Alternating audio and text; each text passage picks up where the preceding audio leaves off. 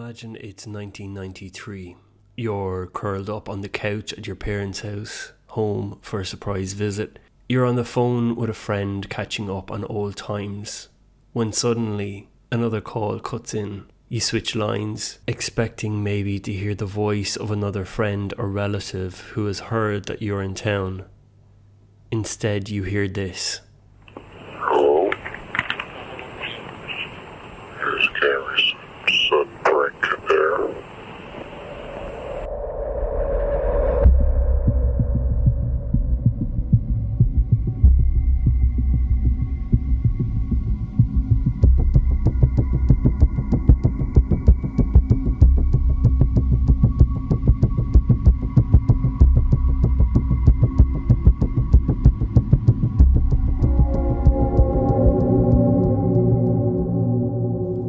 Like many mysteries, this one begins with events that at first seem trivial.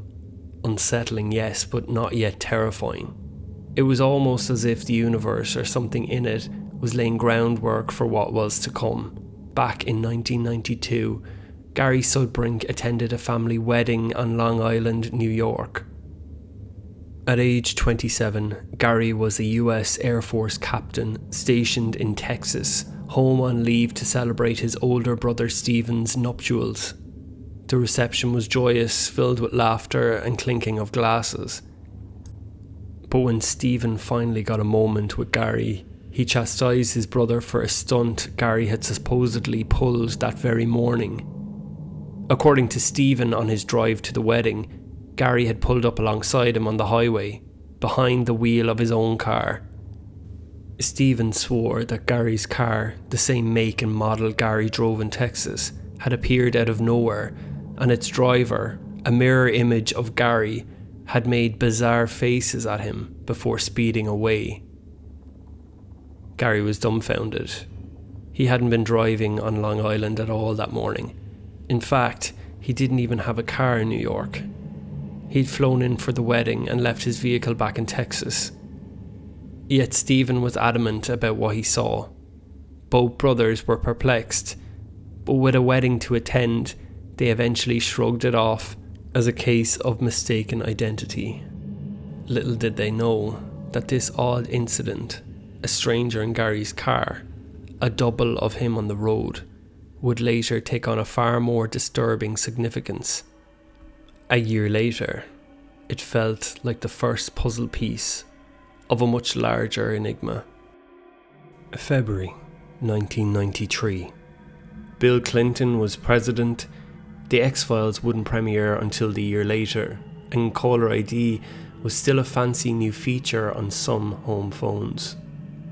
27-year-old Gary Sudbrink, a US Air Force captain stationed in Texas, decided to take a few days off to visit his family in Long Island, New York.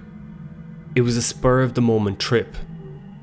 He hadn't even told his parents he was coming, let alone his friends. Little did he know that secrecy would set the stage for something truly peculiar. Gary's trip home was unusual from the start. The night before he flew out, as he packed his bags in San Antonio, he heard a loud whirring outside. Stepping out onto his balcony, he couldn't believe his eyes. A helicopter was hovering almost unnaturally close, just 20 feet off the ground, with no markings visible in the darkness. For a few seconds it lingered as if watching him. Then, before Gary could grab his glasses for a better look, the chopper lifted and vanished into the night sky. It left him rattled. Why a helicopter here now? Gary shrugged it off, maybe a military drill or someone lost, and went back to his packing. The next day at the airport, the weirdness continued. As Gary waited for his flight, a stranger with a clipboard approached. He was friendly enough, asking where Gary was headed. Gary answered New York, and the man's questions got oddly personal. What's your name? Who are you visiting? How long will you stay? Gary felt a prickling on the back of his neck. Something was off. The man claimed it was for a marketing survey, but it didn't feel that way. Gary gave short replies until thankfully his section was called to board. He figured that was the end of it. But once on the plane, as passengers settled in, Gary looked up and, what do you know? A different man, also holding a notebook, plopped down right next to him. This guy was even more intrusive.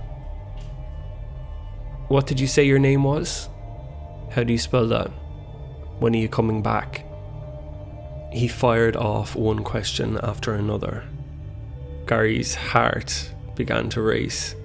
Was he being followed? It clearly felt like it. Suddenly, a flight attendant approached. "Sir, this isn't your seat, is it?" she said to the nosy passenger. The man sheepishly stood, but did not leave Gary alone. He moved to an empty seat by the emergency exit, which was still within earshot. As the plane took off, he continued his interrogation from across the aisle until the attendant firmly told him to return to his assigned spot at the back of the aircraft. Gary was left with his head spinning. Who on earth were these two clipboard welding clowns, and why were they so interested in him? When the plane touched down in New York, Gary was thoroughly rattled. He couldn't shake the feeling that he had been targeted in some way.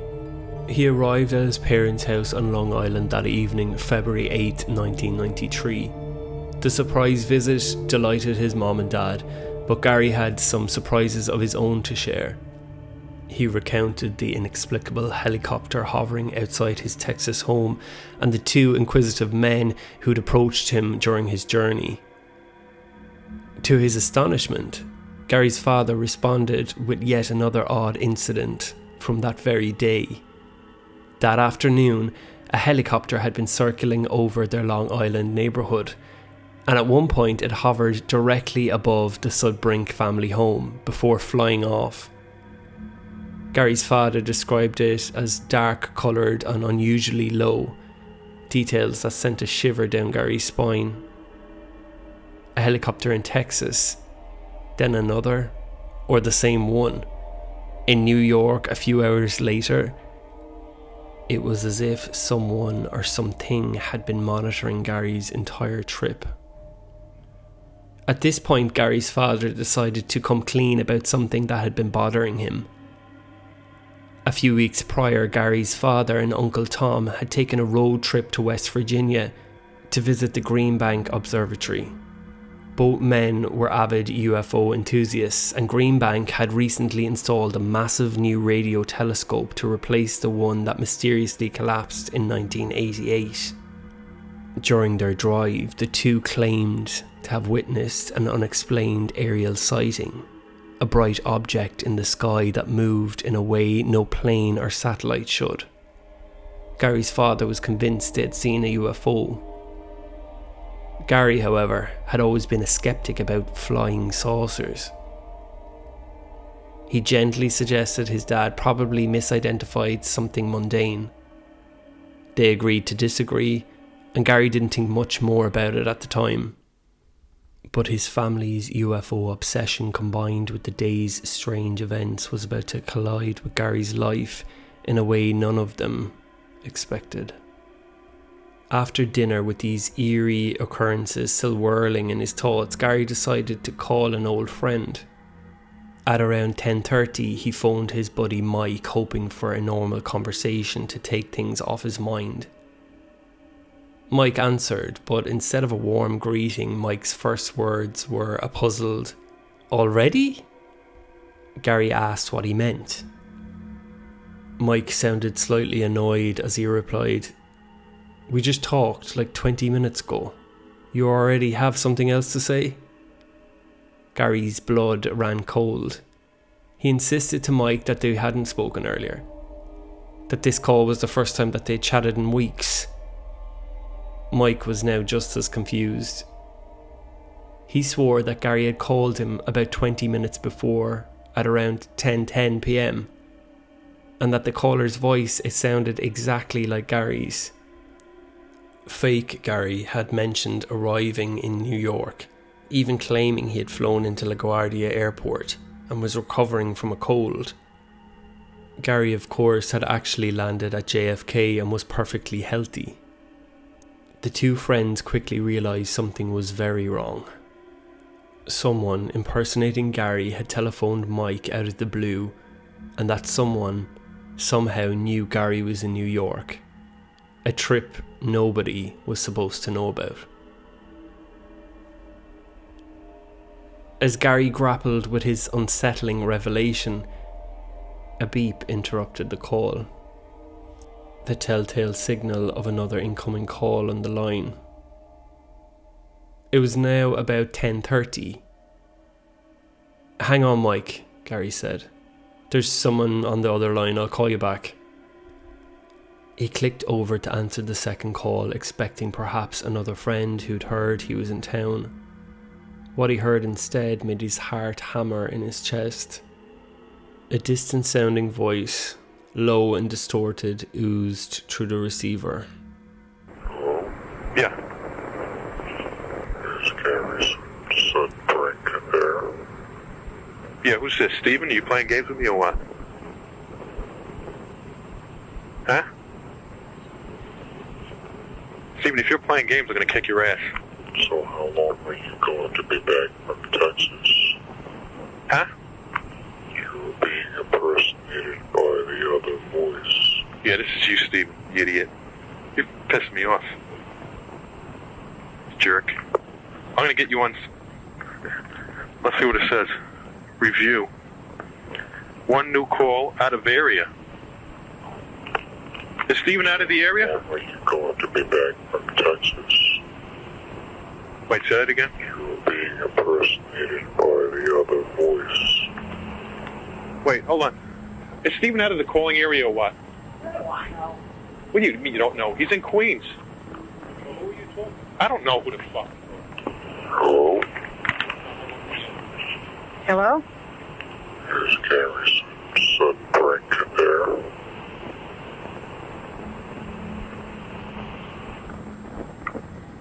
Who is this? Sounds like a freaking robot. So Hello? how long are you going to be back from Texas?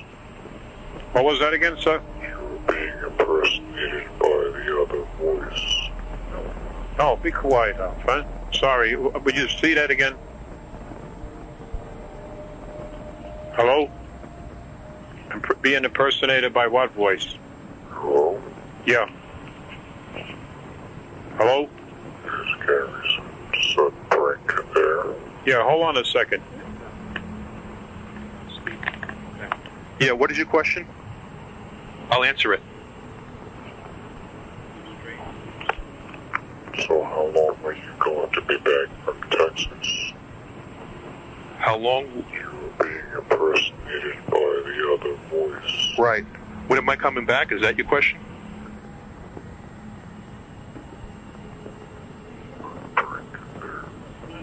Okay, there was a break. Hold on.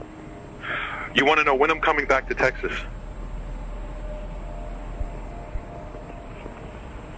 Oh, is that your question? So how long are you going to be back from Texas? How long am I going to be back from Texas? That question doesn't make any sense. By the other voice. Okay. I'll be coming back eventually. I can't tell you when. You should know that question, the answer to the questions, because you seem to know more about me than I do. You know what I'm saying? Are you an intergalactic person? Are you a space alien? Sounds like he hung up. I can't believe this. He hung up, Gary. See if he comes back. All right, I'll hang up.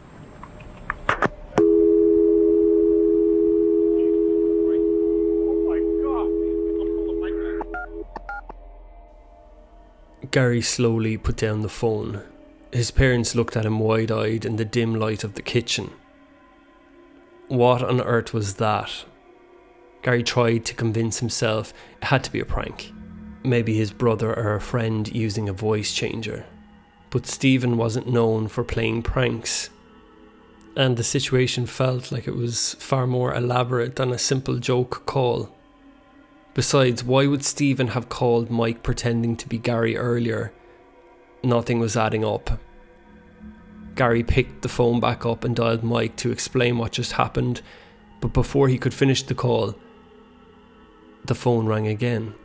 It was now about 11:10 p.m, roughly 40 minutes after the first weird call. What is your question? Yes, speaking.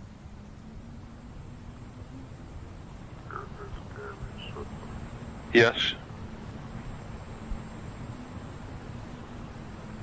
Can I answer any questions for you?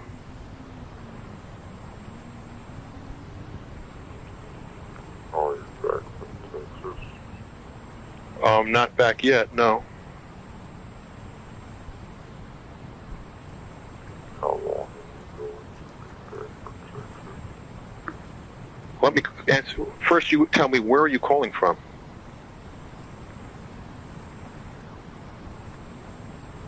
This is Gary Sudbrink. Yeah, why don't you tell me where you're calling from?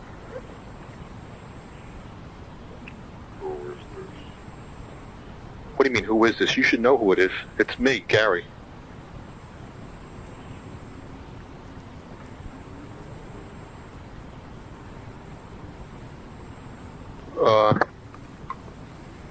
Wait, let me ask you this question. Where are you calling from?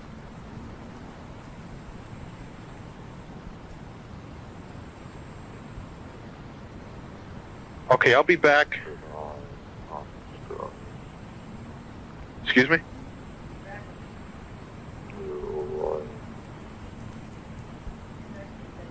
I can't hear too well. The full moon. Yeah, there's a full moon out. That's true. Could you identify yourself?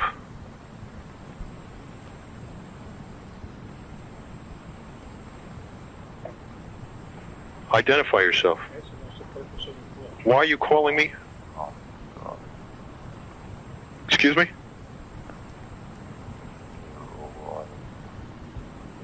I cannot hear too well. Get on the other phone, it's better. Hold on, let me switch phones.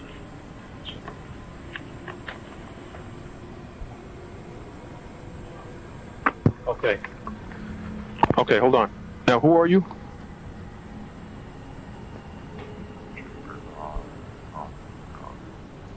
Keep an eye in the sky, he said. Keep an eye in the sky? Yeah. Yes, can I talk to him? Shh. I had a sighting. Okay, hold on. Say that. Repeat that again.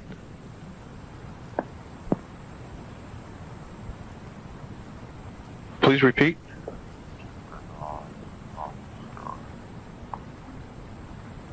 Okay. Near Orion. Near Orion. Holy mackerel. Tonight or The full guess when? moon. The full moon.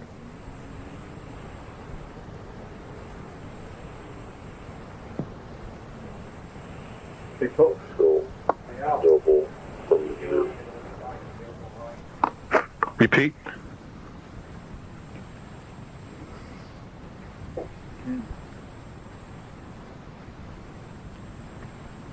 Tell him I like it. Okay. Repeat last word. I'm hearing static.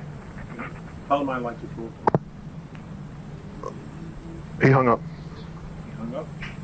Hello? You've just heard the audio, but I want to break it down because even with the distortion, even with the mechanical stilted delivery, what was said in that call is deeply unsettling. Let's start with the words out of the caller's mouth. Is this Gary Sudbrink? The voice is flat, emotionless, almost robotic, but the question is precise, it's direct. Whoever or whatever was on the other end of the line knew exactly who they were speaking to. This wasn't a wrong number. It feels targeted. Gary confirms his identity, trying to force a response, but the caller doesn't engage with conversation in the way a normal person would. Instead, they follow up with something even stranger. Are you back from Texas? And that's when I'm sure Gary's heart skipped a beat, because remember, his trip home to New York was unannounced. No one outside his immediate circle knew he was flying in. So how did this caller, this thing, know where he had been? And more importantly, why did it care? Now, Gary does what any of us would do. He presses for answers. He demands to know where the caller is, who they are, and what does he get in response? Not an introduction, not an explanation. Instead, he gets a cryptic instruction: keep an eye on the skies. You can also hear the caller saying the word Orion. And then the caller added one more final detail: the full moon. And sure enough, a full moon was shining over the snowy yard. We also hear Gary's father, who had been listening on the other line, mutter in disbelief, "Holy mackerel, keep an eye on the sky near Orion." And finally, perhaps most unsettling of all, we hear this person say, "show double of you." Perhaps a nod to a year prior when Gary and his brother had that interaction at the wedding. I think that wraps up everything, so let's get back into the story. Despite the late hour, none of them were ready to unplug the phone, and indeed, the phone rang a third time that night. 11:38 p.m, Gary answered, with his parents silently listening in again. Hello? Keep an eye on the sky. Okay. Should I go out right now? Right now? The full moon. Okay, see, I'm not sure where Orion is now, but we'll go outside. Show double from here. It would show double from me. The Sudbrink family hardly slept that night. They clustered in the living room, lights on, speculating in hushed tones about what these calls could mean. 3 calls in the one night from a mechanical, perhaps recorded voice that knew Gary's secret travel plans, referenced cosmic sights, and hinted at someone impersonating him. All of it intersecting eerily with the family's past experiences: the other Gary on the highway, the UFO sighting, the helicopters. It felt like pieces of a puzzle clicking together, but the picture they formed was almost too outlandish to believe. Gary was equal parts of angry and disturbed. If it was a hoax, someone was going to great lengths to torment him. If it wasn't a hoax, well, the alternatives were nightmare fuel. The next day, Tuesday, February 9th, 1993, Gary must have been tempted to leave town early, but he stayed, perhaps partly hoping the mystery caller might ring again and provide some answers. Sure enough, that evening, at 10:21 p.m, the phone rang for a 4th time.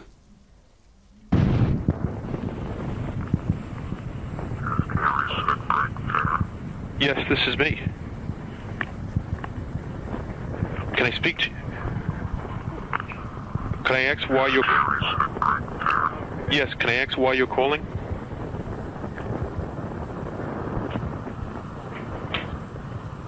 Can I please ask... Yes, this is. Yes, that is me.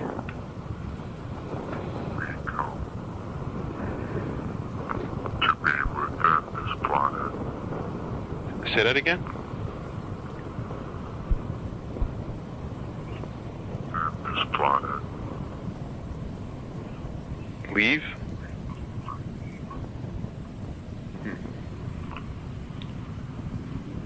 We come I'm staying right here. to be within this planet. Is this a joke or what? The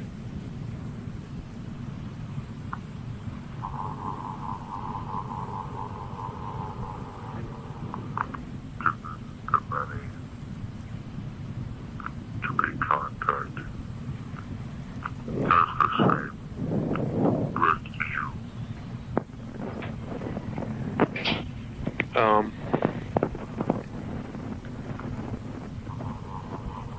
I have to think about that. I'd like to see you. The many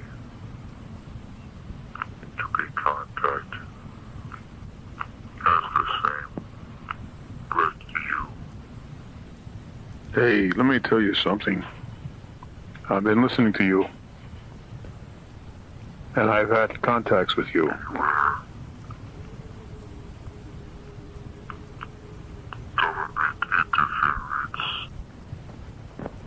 Government interference? You have? Please explain what type of interference.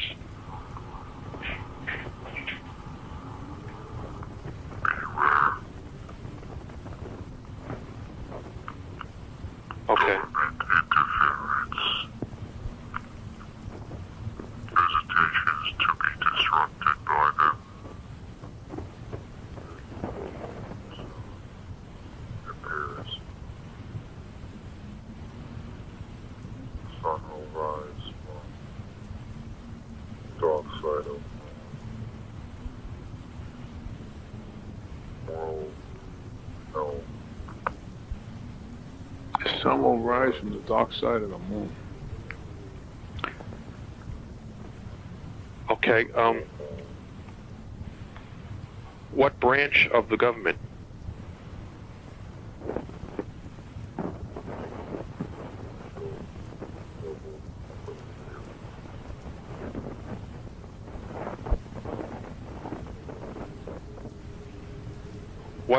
What should I do?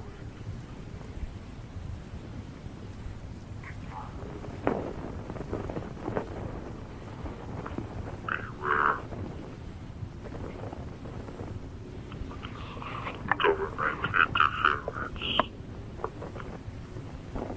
Visitations to be disrupted by them. Okay. Is that good for me or bad? They hung up. Yeah. Gary lowered the speakerphone. In the silence that followed, him, his uncle and father sat stunned.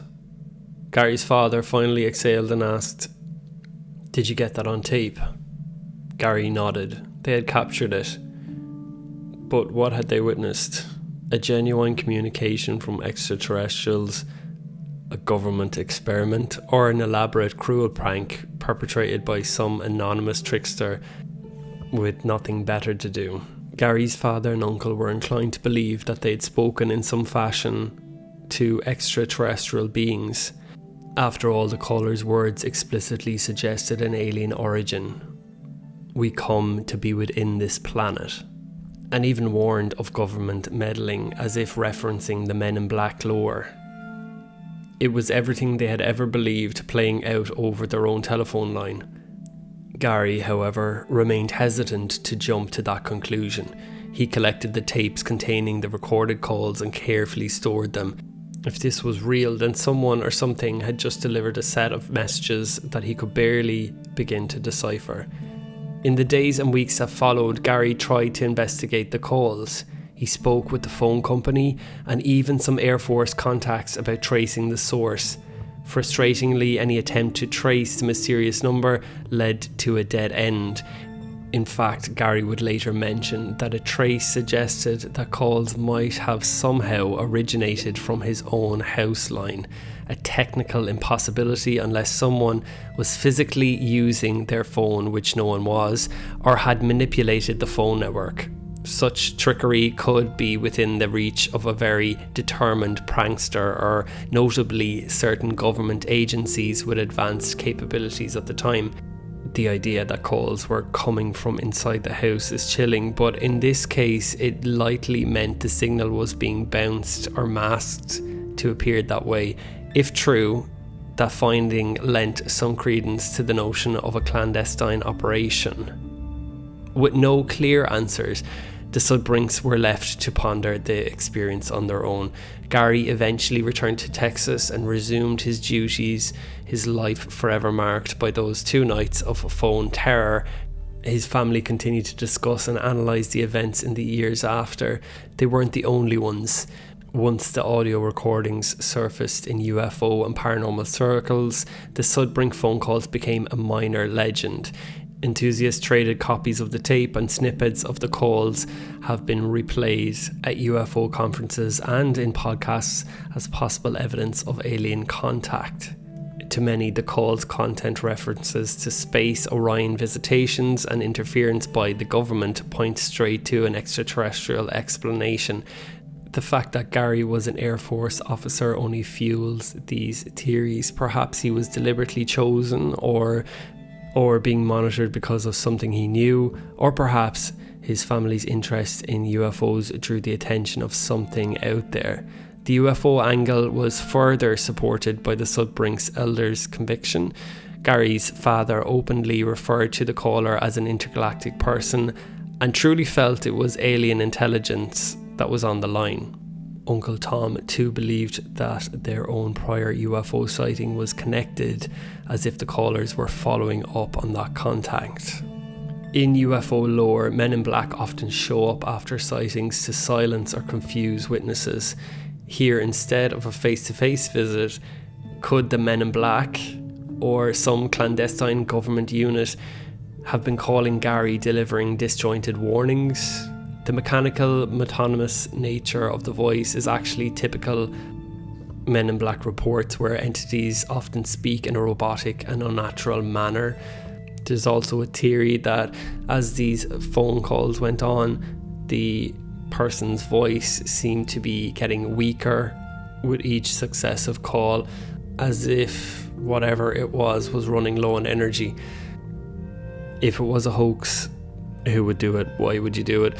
Gary's brother Stephen was an early suspect in his mind, but Stephen consistently denied any involvement, and he lacked any motive to terrorise his own family. Friend Mike clearly seemed genuinely confused on the phone, not like someone playing along. Perhaps a friend or a colleague from Texas who somehow learned of Gary's trip, yet Gary hadn't told anybody. So where does that leave us? Over 30 years have passed and the Sudbrink phone calls remain as mysterious as ever.